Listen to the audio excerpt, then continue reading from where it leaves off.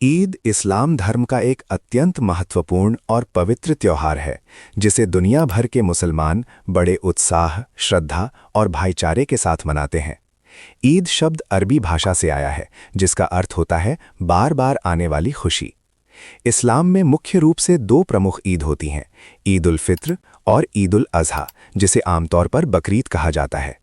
इन दोनों त्योहारों के पीछे गहरी धार्मिक आस्था, इतिहास और जीवन से जुड़े महत्वपूर्ण संदेश छिपे हुए हैं। ईद उल फित्र रमज़ान के पवित्र महीने के समाप्त होने पर मनाई जाती है। रमज़ान इस्लामी कैलेंडर का 9वां महीना होता है, जिसे इबादत, आत्मसंयम और आत्मशुद्धि का महीना माना जाता है। इस पूरे महीने मुसलमान रोज़ा रखते हैं, जिसमें वे सूर्योदय से सूर्यास्त तक न तो भोजन करते हैं और न ही पानी पीते हैं। लेकिन रोज़ा सिर्फ भूखा प्यासा रहने का नाम नहीं है, बल्कि ये एक ऐसा आध्यात्मिक अभ्यास है जो इंसान को अपने ऊपर नियंत्रण रखना, बुरी आदतों से दूर रहना, झूठ, गुस्सा और गलत कामों से बचना सिखाता है। इस दौरान लोग अधिक से अधिक नमाज पढ़ते हैं, कुरान का पाठ करते हैं और अल्लाह से अपने गुनाहों की माफ़ी मांगते हैं। रमज़ान का असली उद्देश्य ये है कि इंसान अपने अंदर झांक सके और ख़ुद को एक बेहतर इंसान बना सके। इसके साथ ही इस महीने में गरीबों और ज़रूरतमंदों की मदद करने पर विशेष जोर दिया जाता है, जिसके लिए ज़कात यानी दान देना अनिवार्य माना गया है। ज़कात का मतलब है अपनी कमाई का एक हिस्सा गरीबों को देना, ताकि समाज में आर्थिक असमानता कम हो और हर व्यक्ति खुशी में शामिल हो सके। जब रमज़ान के पूरे रोज़े ख़त्म हो जाते हैं और आसमान में नया चांद दिखाई देता है, तब ईद उल फित्र मनाई जाती है। इस दिन की शुरुआत ख़ास नमाज से होती है, जिसे ईद की नमाज कहा जाता है, और इसे खुले मैदानों या बड़ी मस्जिदों में सामूहिक रूप से अदा किया जाता है। नमाज के बाद लोग एक दूसरे से गले मिलते हैं और ईद मुबारक कहकर शुभकामनाएं देते हैं। इस दिन नए कपड़े पहनने, घरों को सजाने और स्वादिष्ट पकवान बनाने की परंपरा होती है, जिनमें सेवइयां विशेष रूप से प्रसिद्ध हैं।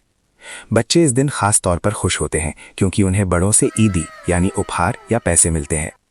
ईद उल फित्र का सबसे महत्वपूर्ण संदेश ये है कि असली खुशी केवल खुद तक सीमित नहीं होनी चाहिए, बल्कि उसे दूसरों के साथ बांटना चाहिए। ये त्योहार हमें सिखाता है कि समाज के हर वर्ग के लोगों के साथ समान व्यवहार करना चाहिए और ज़रूरतमंदों की मदद करना हमारा कर्तव्य है।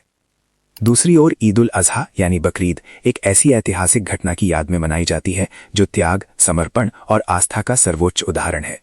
ये त्योहार हज़रत इब्राहीम और उनके बेटे हज़रत इस्माइल की कहानी से जुड़ा हुआ है। इस्लामी परंपरा के अनुसार एक दिन हज़रत इब्राहीम को सपना आया जिसमें अल्लाह ने उन्हें अपने सबसे प्रिय पुत्र की कुर्बानी देने का आदेश दिया। ये एक बहुत बड़ी परीक्षा थी, क्योंकि एक पिता के लिए अपने बेटे को कुर्बान करना सबसे कठिन काम हो सकता है। लेकिन हज़रत इब्राहीम ने अल्लाह की आज्ञा को सर्वोपरि माना और बिना किसी हिचकिचाहट के अपने बेटे को कुर्बान करने के लिए तैयार हो गए।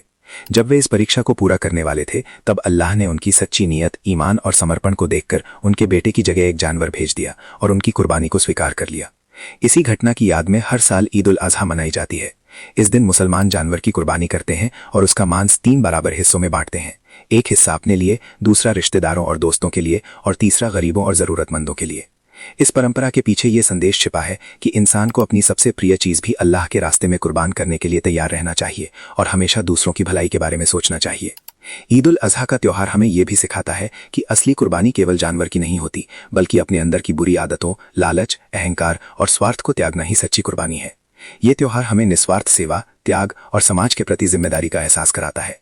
दोनों ईद, चाहे वो ईद उल फित्र हो या ईद उल अज़हा, मानवता के मूल्यों को मजबूत करती हैं और हमें एक बेहतर इंसान बनने की प्रेरणा देती हैं। इन त्योहारों के माध्यम से ये संदेश दिया जाता है कि धर्म का असली उद्देश्य लोगों को जोड़ना, प्रेम और शांति फैलाना और एक दूसरे की मदद करना है। ईद हमें सिखाती है कि सच्ची खुशी केवल अपने सुख में नहीं, बल्कि दूसरों के चेहरे पर मुस्कान लाने में है। यही कारण है कि ईद को केवल एक धार्मिक त्योहार नहीं, बल्कि इंसानियत, भाईचारे, समानता और प्रेम का प्रतीक माना जाता है।